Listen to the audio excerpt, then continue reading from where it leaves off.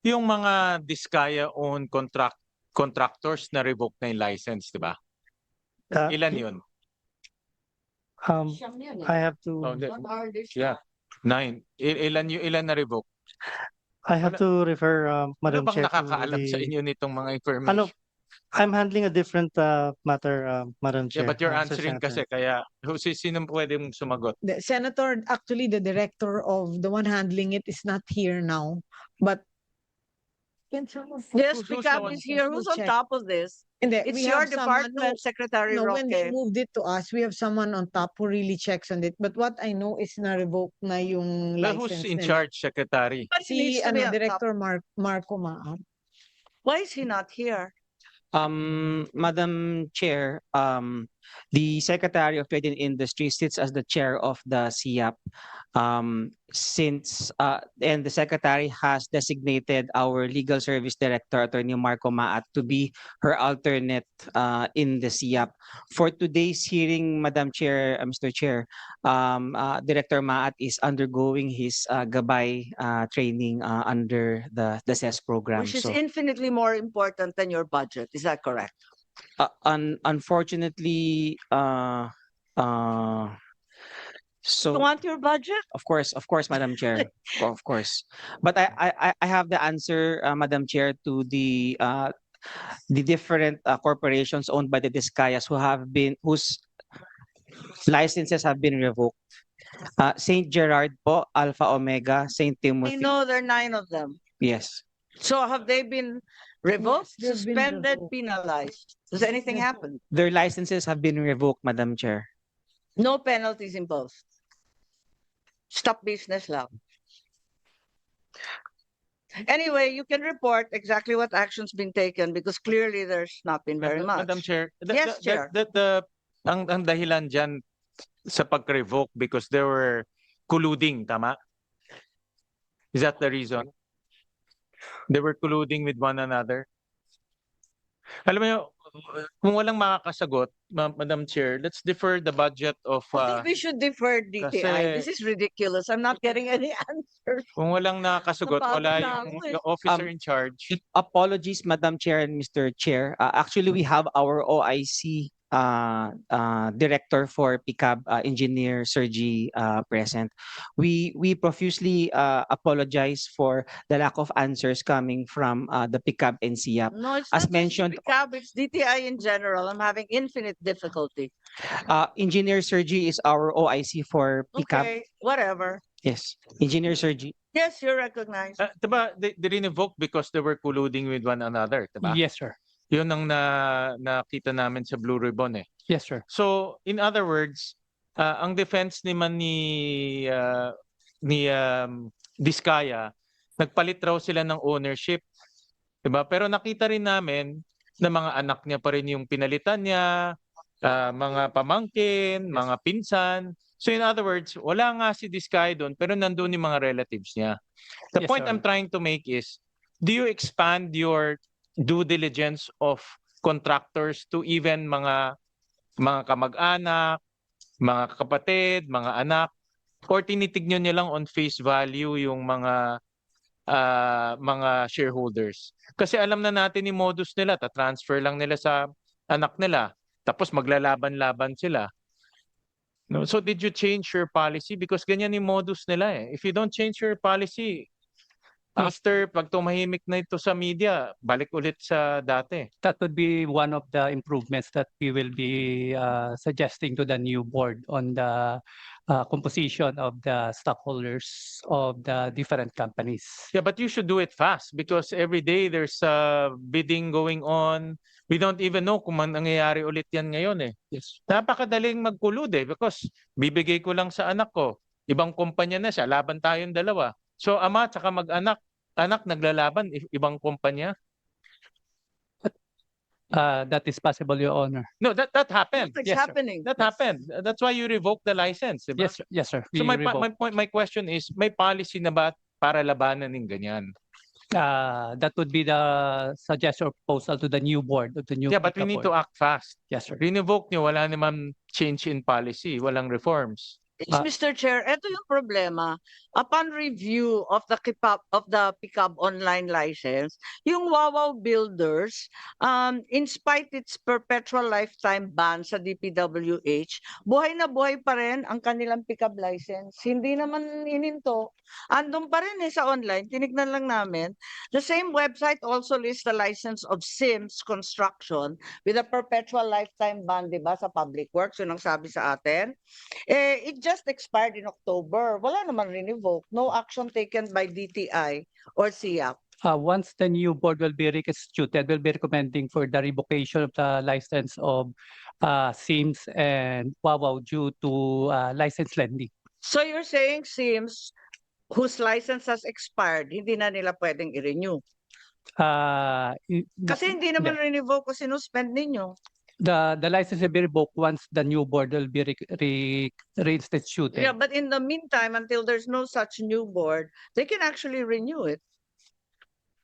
With the present Bakit yung Wawaw valid pa rin?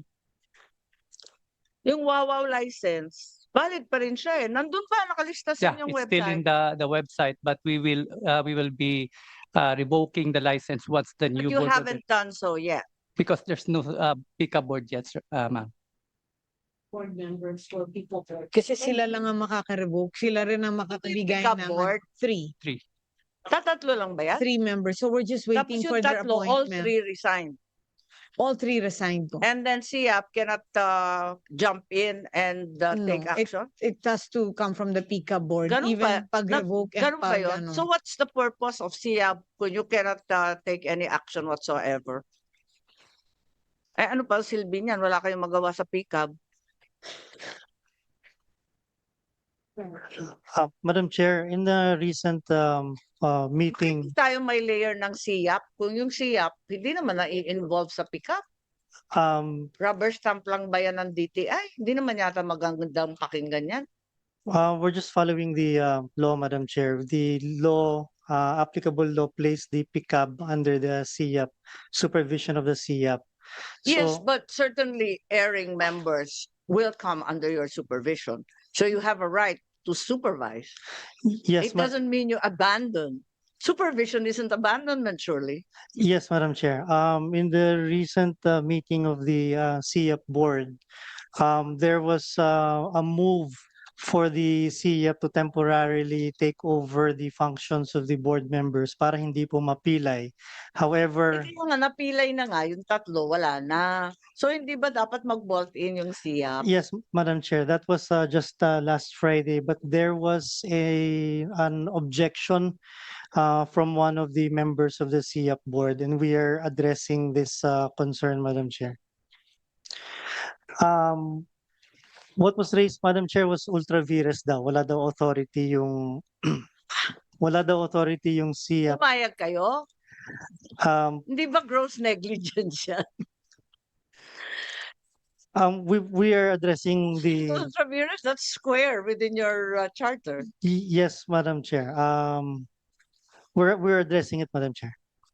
No, apparently you're not. There's no action taken. Mr. Chair, yes?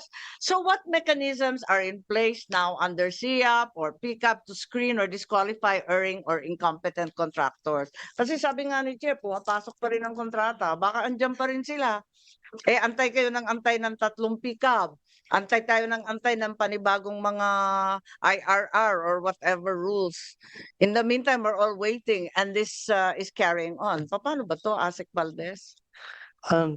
The reality is, Madam Chair, is naka-hold po lahat because wala po yung board. So, when last Friday po nag-meeting po Yung board ang problema. Ngayon, uupuan ngayon ng SIAP. Kasalanan na ng SIAP yan, hindi na ng PICAP. no, Madam Chair, But you have supervision responsibility. Supervision encompasses control, encompasses management, encompasses revocation, suspension, qualification, di ba? So are you saying there are absolutely no mechanisms in PICAP or in SIAP to screen or disqualify erring contractors? Wala meron kayong po, magawa, surrender.